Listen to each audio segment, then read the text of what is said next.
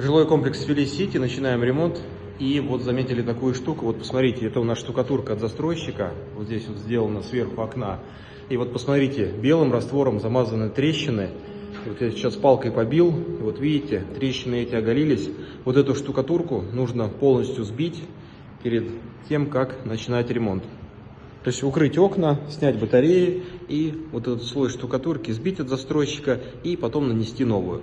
Иначе, если вы поверх этого заштукатурите, это все отслоится в самый неподходящий момент.